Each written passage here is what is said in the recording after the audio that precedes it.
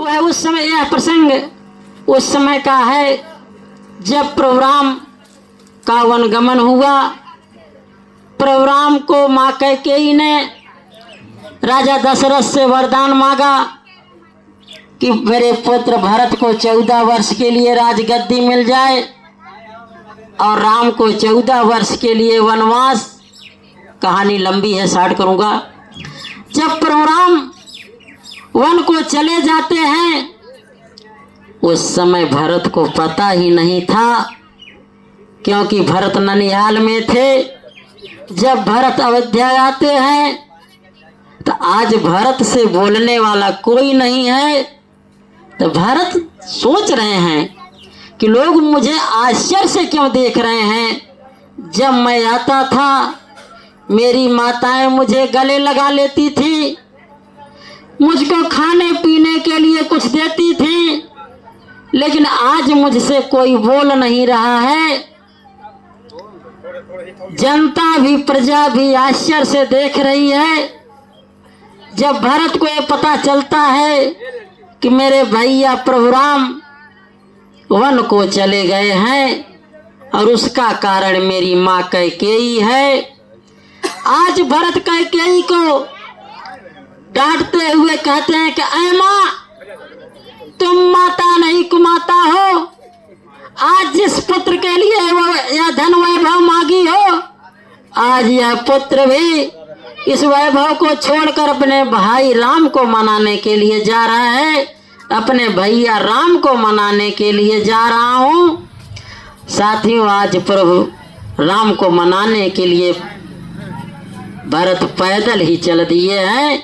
दुआ है, चलत पया देखात फल, पिता दीन तजराज, जात बनावन रघुवर भरत सरिस को। आज भरत पैदल ही जा रहे हैं, आज अपने भाई को मनाने के लिए जा रहे हैं। भरत के समान ऐसा कोई दूसरा हो ही नहीं सकता। जब प्रभु राम वन में पहुंच जाते हैं तो वन की देवी कहती हैं कि हे प्रभु, मैं आपकी क्या सेवा करूं। तो प्रभु राम कहते हैं कि हे देवी, हे वन देवी, मेरी माँ कैकेयी ने मुझे जंगल में भेजा है, मुझे किसी से कोई सेवा नहीं लेना है। कहें तब पर भी आप मेरे राज में आए हैं, मेरे जंगल में आए हैं, मैं आपकी क्या सेवा कर सकती हूँ। तो प्रभु राम ने कहा, हे देवी, जब आपको कुछ करना ही है तो मैं जिस रास्ते से आया हूँ उस रास्ते में जितने भी कांटे पड़े हैं उसे आप हटा दीजिए। तो वन देवी ने कहा कि उस कांटे से क्या तात्पर्य, आपको प्रभु उस रास्ते से जाना ही नहीं है। तो प्रभु राम ने कहा कि देवी, जब मेरे भैया भरत को ये पता चलेगा कि मेरे भैया राम वन को चले आए हैं तो इसी रास्ते से आएंगे। कहें इससे क्या मतलब, क्या भरत आपसे कोमल है।